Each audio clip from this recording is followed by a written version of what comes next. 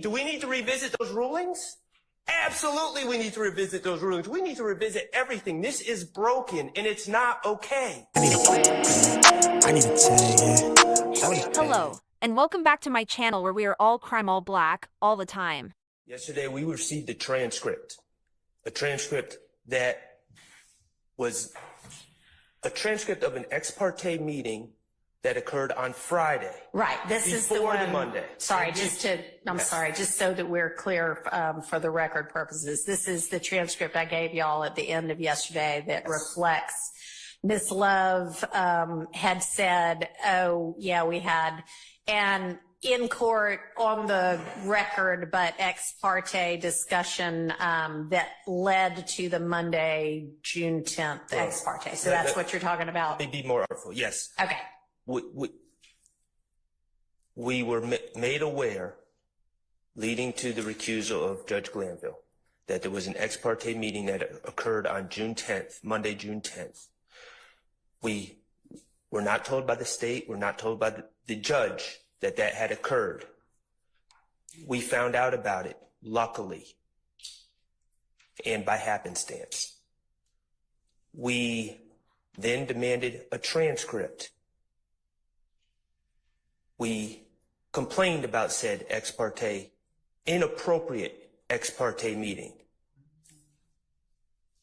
At no point, when the court finally acknowledged that there was an ex parte meeting that occurred on Monday, June 10th, at no point did the court or the state at that point acknowledge, oh, by the way, there was another ex parte meeting that occurred on June 7th.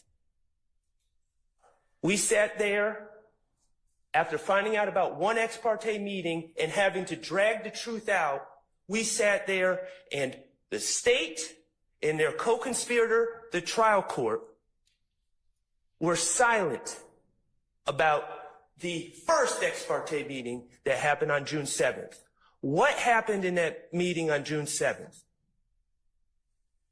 The state went in and disparaged defense counsel. The state, with no one else there, trashed a fellow member of the bar, Mr. Melnick, trashed another fellow member of the bar, Kayla Bumpus, presumed the guilt of all these individuals, including my client, Shannon Stillwell, and all but accused myself and Mr. Steele of being co-conspirators in this YSL enterprise. And the judge agreed. And the judge said in this ex parte meeting, yes, I've observed these things. The judge presumed the guilt of all the defendants. The judge presumed the guilt of myself and co-counsel, Mr. Steele. And all this, people have been saying to me throughout this whole trial, why does Judge Glanville have it out for you? And it never made sense. And I don't assume bad motives of anyone. Why did Judge Glanville, when you did nothing wrong, try to throw you in jail? Accuse you of cussing him out in open court when you didn't do anything? Why does he always tell you, yell at you, tell you to sit down and be quiet? Why does he cut you off at every opportunity? Why did he try to throw Brian Steele in jail for 20 days for doing what was right? And I didn't have an answer. And then yesterday I received, and I appreciate that, Judge. I appreciate someone finally being open about what's going on here. And I received a transcript. And in that transcript, the trial judge, who's not only assuming the guilt of my client, but is assuming the guilt of me and my friend, Mr. Steele. This is gross. This is disgusting. But it's all starting to make sense. It clicked when I read that transcript last night. This is not okay. Nothing about this is okay. These gentlemen have a right to a fair and impartial judge. And I appreciate the fact that you are going to be a fair and impartial judge. But the reality, Judge, is that they don't have a right to a fair and impartial judge starting on witness 76 of a trial after 9 months or whatever it is. They have the right to a fair and impartial judge from the beginning. And this is absolutely gross and disgusting. And the bottom line is there's a lot more discussions that need to be had about this. But the bottom line is, if you ask me, do we need to revisit the rulings of the judge who sits in chambers secretly and talks to the other side and says, yes, I've been observing this. I've been observing this about what's going on in the trial. The judge that says, not only I'm going to meet with you on Friday and on Monday, but if we need to talk during the weekend, yeah, we can do that. The judge that suggests handing Mr. Copeland a list of questions. Do we need to revisit those rulings? Absolutely, we need to revisit those rulings. We need to revisit everything. This is broken, and it's not okay. It's not okay. It's offensive, and it's not your fault, Judge. You didn't do this. I'm not trying to raise my voice at you. I'm heated right now. I can tell. My steam's been coming off my bald head all night. Nothing about this is okay. Yes, we need to revisit everything. That's my stance. Okay, thank you. And okay, so this is where the judge almost like to piss me off at, because she started with that whole I think you're taking it out of context spiel.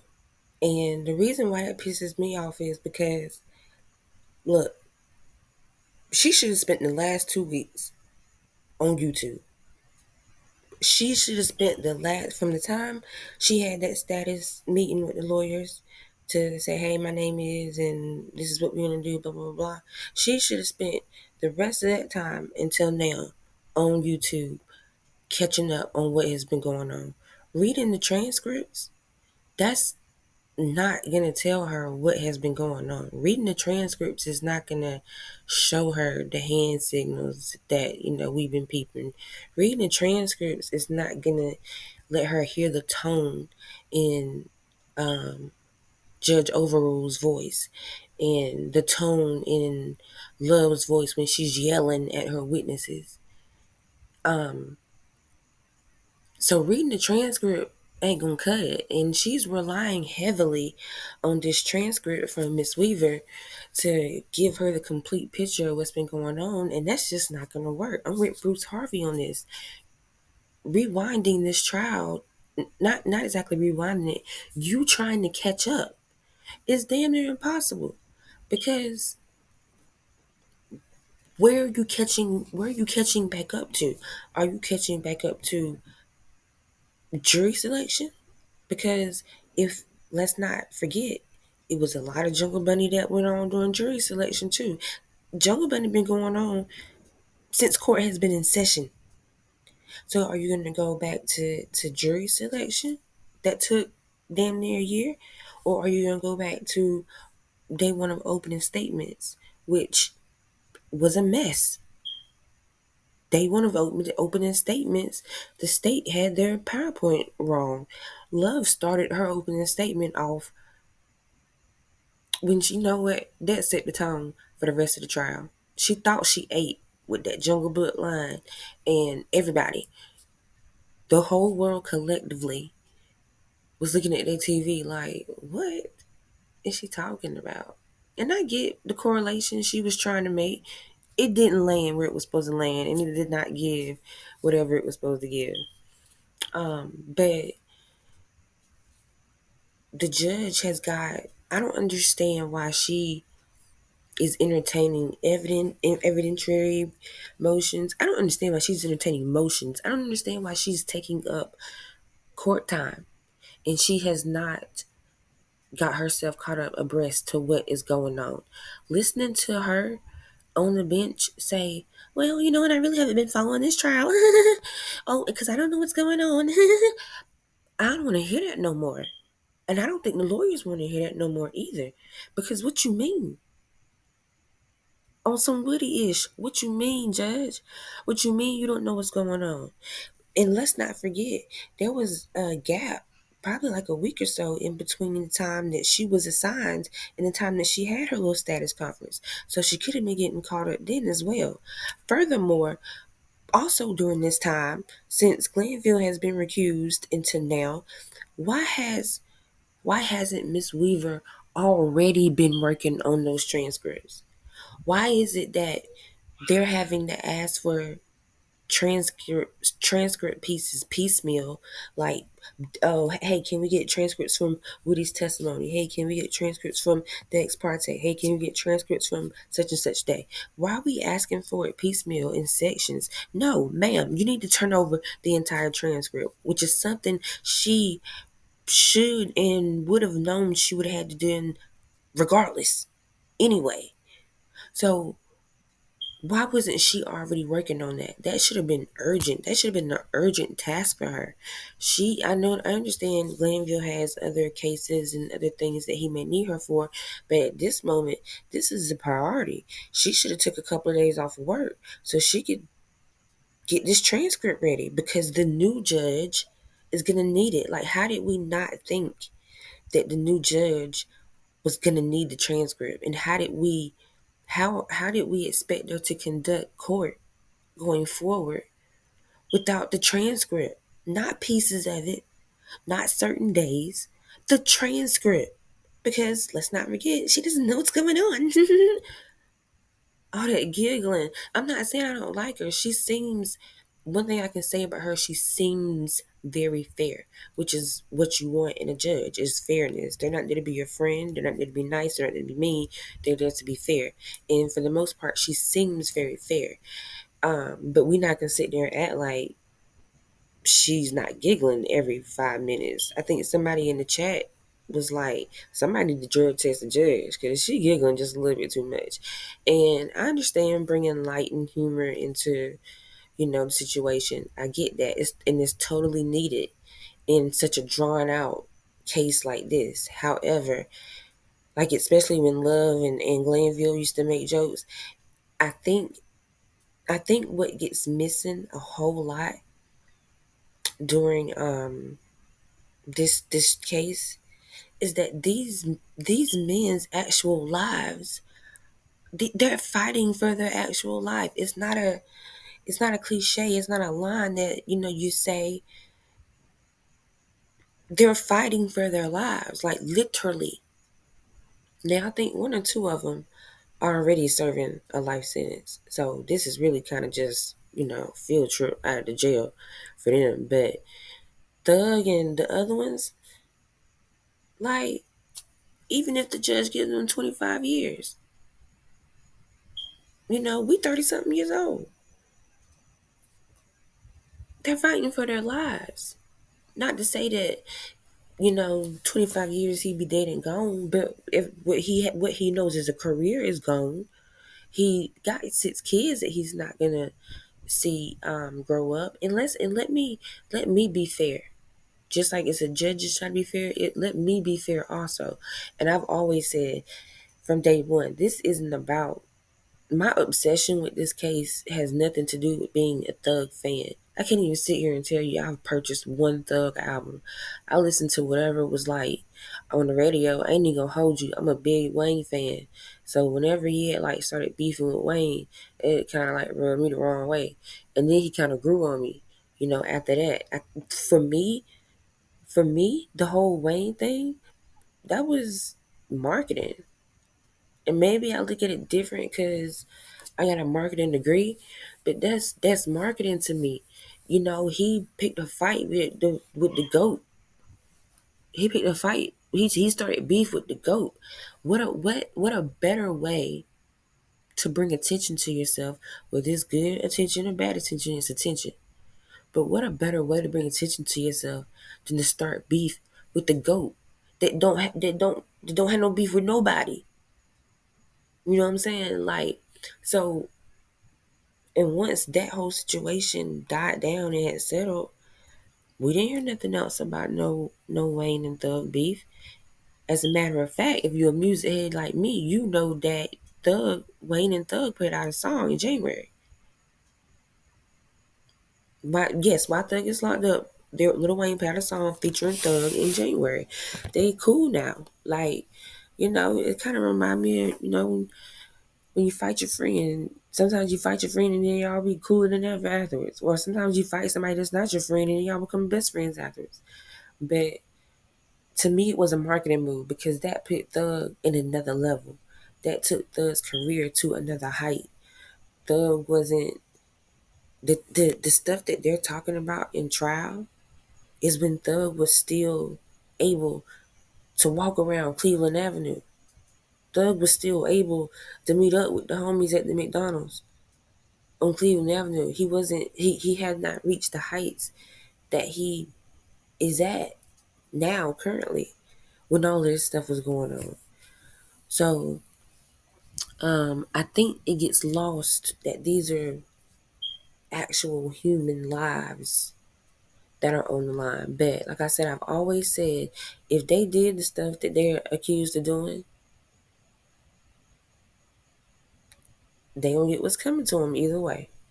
Free the, it's I'm not one of them people that's like, oh, free him or free them, knowing that that motherfucker probably did whatever it is they say he did. You know what I'm saying? Especially if you endangering the community or whatever. I got kids, like I don't, you know what I'm saying? I got a teenage boy I'm trying to keep out of the street, like, so I don't need no gang members out trying to create, recruit or corrupt other 15-year-old little boys.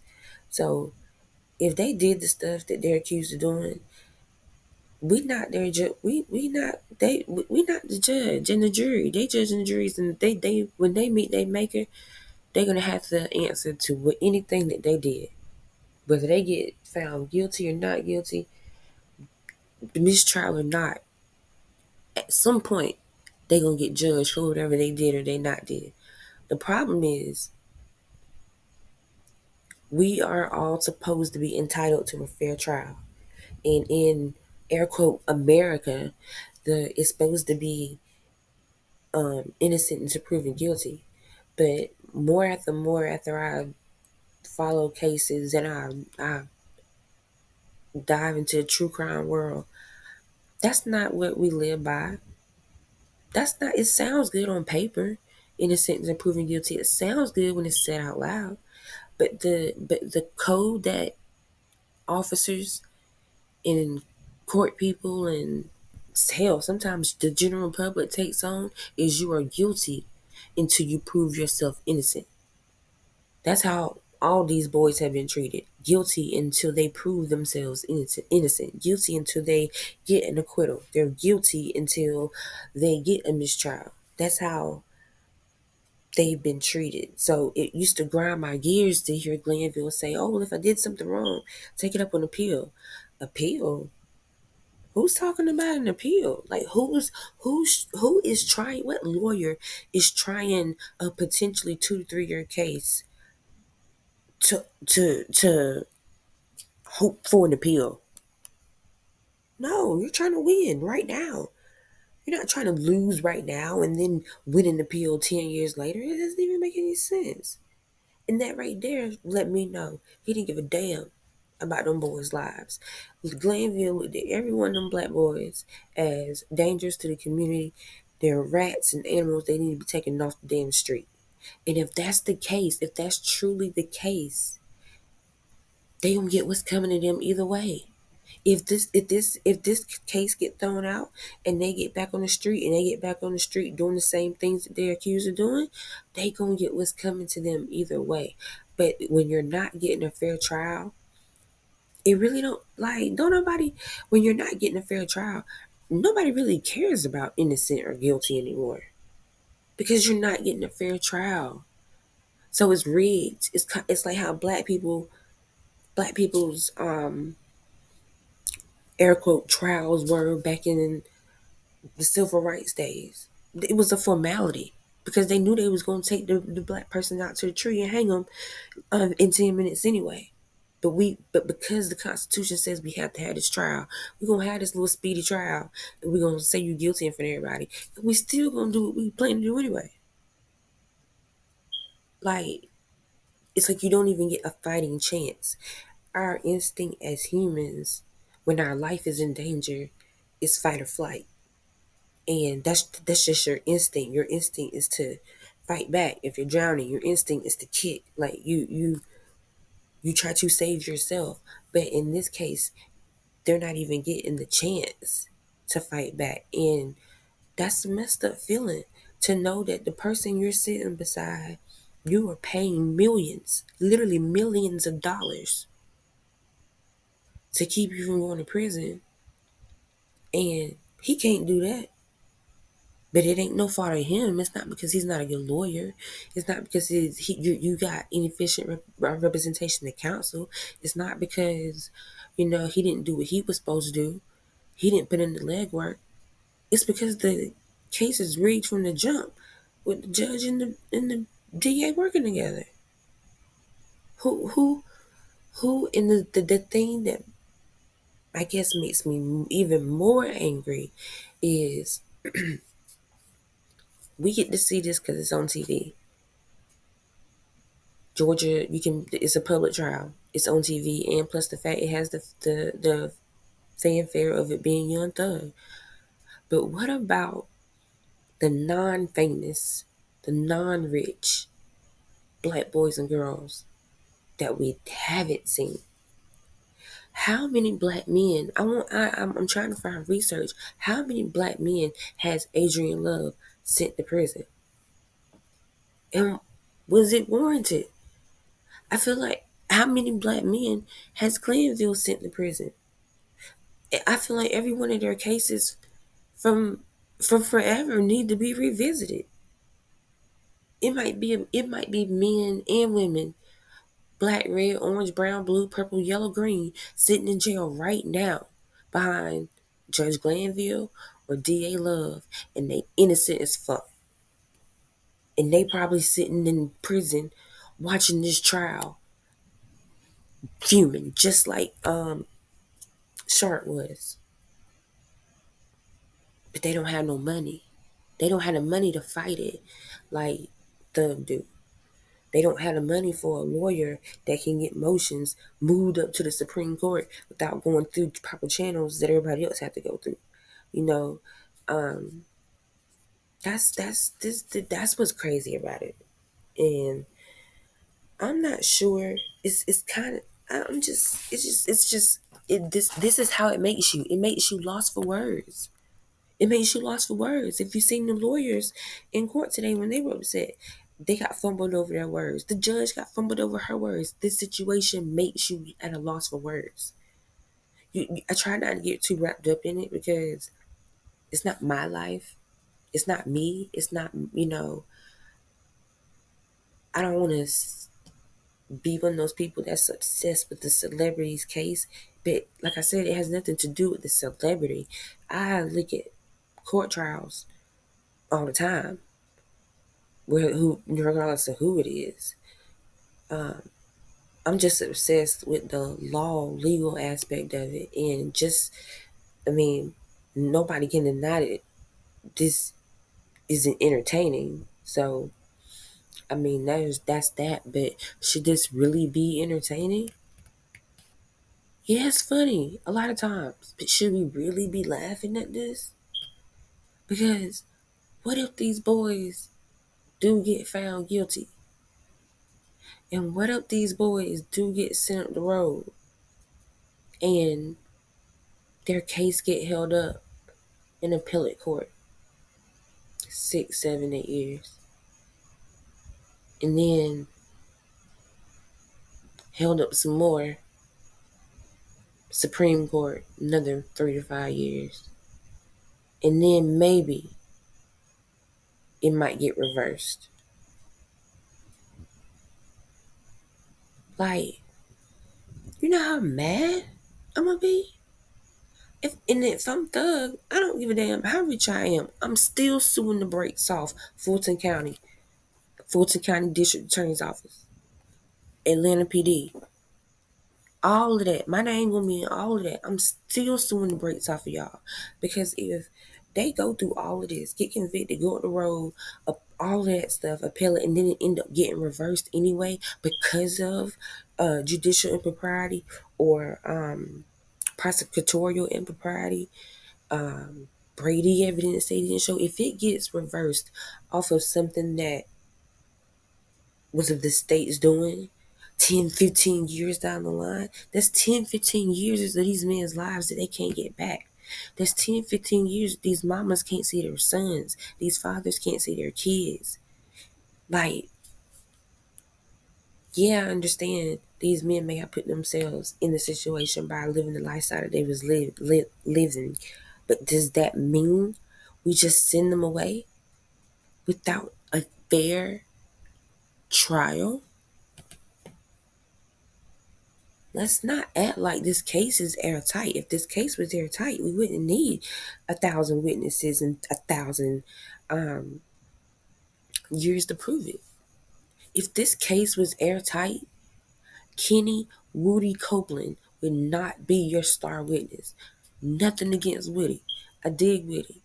But if your case was airtight, Woody would not be your star witness. If your case was airtight, you would not be offering immunity to Woody that is telling you, I lie to y'all every chance I get. I done committed a bunch of crimes y'all don't know about. Like, you're resting your case upon a person that came out and said, hey, I've never told the truth a day in my life. And this statement that I just made is the first time I told the truth. Oh, that's if I am being convicted by somebody that made that statement to a judge or to a DA, that's mistrial. Why are we even still having court? It makes you upset. Why are we, on one hand, we're sitting here like, oh, we need a mistrial. This is crazy. Why are we still having court? On the other hand, it gives us, we would all be, rather bored if it weren't for this case. Content creators are loving this case because it is the content that keeps on giving. But why is this case still going on? I think that's a question that like seriously needs to be asked. And I'm not sure if Love and Hilton like really believe the bullshit that come out their mouth, or I'm not sure if this is just, they're just playing the role down to the T, like they started it, they gotta finish it out.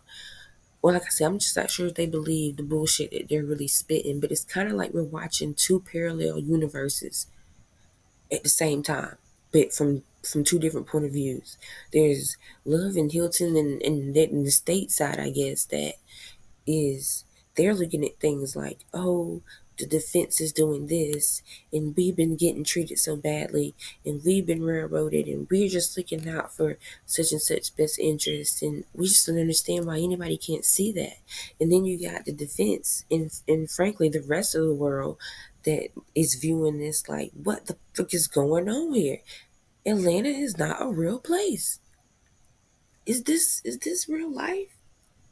Like the rest of the world is questioning if this is even real life. But we're on the same path. We're doing the same thing every day, but it's two different point of views. I don't know. I don't know if that makes sense to anybody else. But it makes me wonder, like, do they really believe this shit that they saying? Or is this just part of the script and they gotta win the Oscar. They gotta play it out. They gotta bring it home.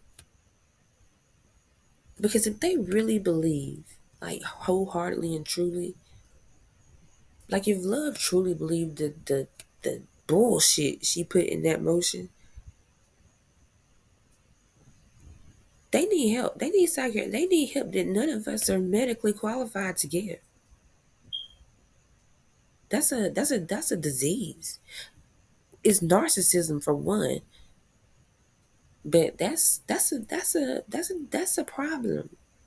None of us are medically qualified to handle. If they truly believe, number one, that they have a case, and number two, if they truly believe all this stuff that they be saying. But if they don't truly believe it, they are great actors. Great actors. But Love better watch her back. Because Love is making a lot of enemies that she don't even see. Because they behind a computer screen. People are crazy. Don't forget somebody just trying to take out the ex-president. And the person that tried to take out the ex-president had Fani Willis's picture in his phone when the FBI went in it. So let's not think it would be for, and we all know DAs have gotten hurt before. So let's not act like it's far fetched. Love better watch out because people have people have some real super crazy fans out here. And Thug, you never know. There might be somebody in this world that Thug music has saved their life. Thug music get them through their day to day. They really look up to Thug. It might be a little boy on Cleveland Avenue right now that looks up to Thug and think Thug is the bee's knees, the best thing since sliced bread. You don't know what he'll do for Thug in the name of Thug. And that's not gang shit because that's not Thug directing anybody to do anything. Just like the state has not proved that Thug directed anybody to shoot Nut. Just because these people are a part of the same group I hang out with, that don't mean I told them to go do that dumb shit. Just because I met up with them after they did it, don't mean I told them to go do that dumb shit. Where's the wiretap of me telling them to go shoot Nut? Where's their text message of Thug telling them to go shoot Nut? They don't have it. So anyway, I went on a rant. But that was my take on what happened today. Well, kind of my take on what happened today. Um, it did not surprise me at all that the state was not prepared because they're never prepared. They never have a plan B. They never have a plan B for if something doesn't work out. And they're so used to getting away with that stuff with Glenville, they don't know how to handle it now that Judge Whitaker's not having that shit. If they didn't have another witness or if they didn't have something lined up, that was an excuse for Glanville to give us 3 comfort days. Or he'll give the state time to go and get their shit together. But they never have a plan B. They're never prepared for anything. And that's crazy when you talk about the district attorney, like, and I think some people are kind of downplaying the power that the district attorney's office has and what it is. The district attorney should not be the sloppy lawyer in the courtroom. The district attorney should not be the unprofessional lawyer in the courtroom. But that's what we see day after day. And that's crazy. But shout out to Kayla Bumpus for bringing the shade. Okay, yes, I know that was about the Rule 22 and her streaming, but because sister to sister, I know what it was about. I'm a Taurus. I know exactly what that was about. Kayla was gonna get up there, but you know what?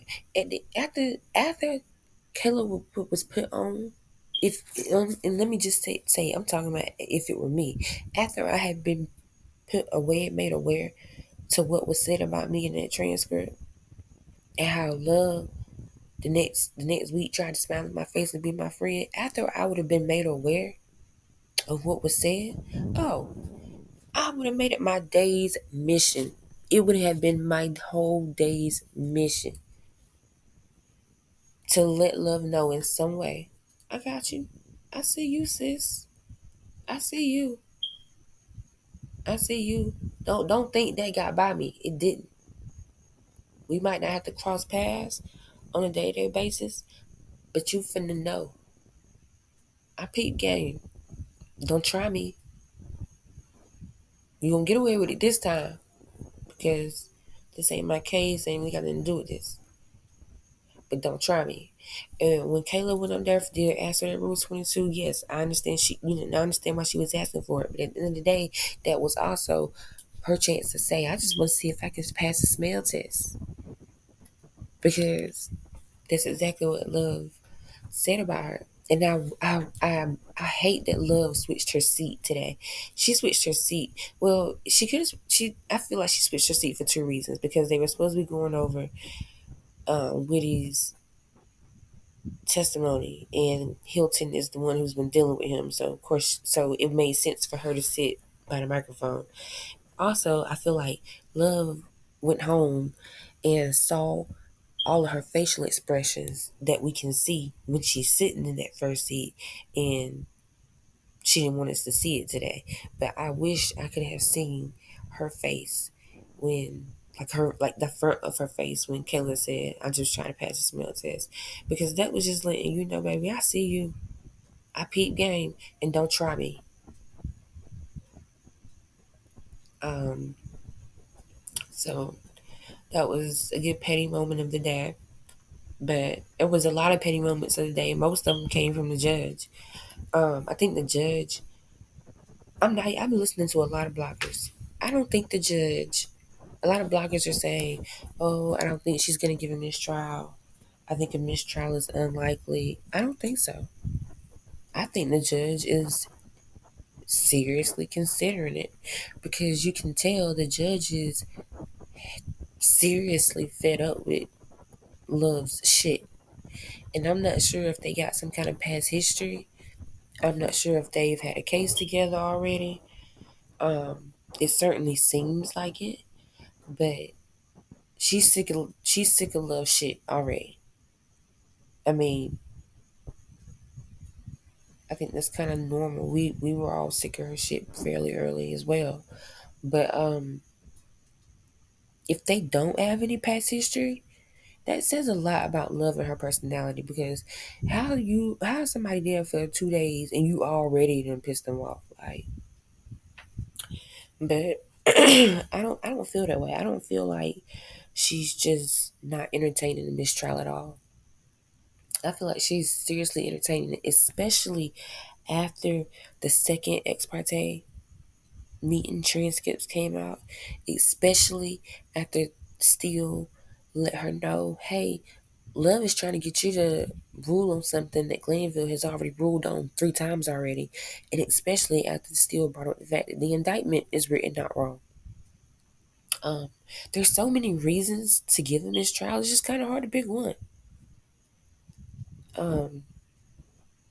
I kind of am going to agree with everybody else. It feels like if this trial does continue, the only reason why it would continue would be so the judge can get some shine time, her 5 minutes. That's what it seems like. This is a career making or breaking case for everybody involved. And she wants her 5 minutes in the limelight. And all the giggling adds to that. But like I said, there's so many reasons why mistrial is warranted. This one is just hard to kind of pick one. Like, it's kind of like, I don't know, reach in the hat and grab one. Anyone is a reason. But let's see what happens on Friday when they come back. Because she still hasn't made a decision on whether to disqualify Love and Hilton. Now, I don't think she's going to do that. But I do think Steele is going to pressure her to do one or the other. Look, you either going to let me cross-examine Glanville, or you going to take Love and Hilton out the case. We got to have one or the other. She might not grant it, but I feel like he's going to pressure her to do it. But I'm just glad to see the defense working together. I don't think the state counted on that. I can't see why not. Like, I can't see why they didn't count on all of the defense working together with how big this case is. Let's be more efficient. Let's work together. All of us don't need to file 6 of the same motions. Like, but it's good to see them working together. It's good to see them standing behind each other. And I guess in a way you could say the state is outnumbered, but no, because they got they minions that sit behind them that be doing all their legwork and stuff. So nah, they got a team of attorneys too. It's just, for whatever reason, this case seems very, very personal to Love. Maybe Hilton too. But for whatever, it seems very, very personal to Love. It doesn't seem like your ordinary trial or criminal case. It seems very personal. And then you would think, okay, well, why would it be personal to love? And then that we were like, okay, well, that doesn't make sense. But then you remember that all these rumors are going around about Fanny and Nut, and it's like, okay, well, maybe that's why it's personal to love, because it's personal to, I don't know. I don't know. I don't know. Something to look at, though. But anyway, let's wait and see what happens on Friday. Do I think the jury's coming back next week? Hell no. But let's wait and see. Catch you guys later. Bye.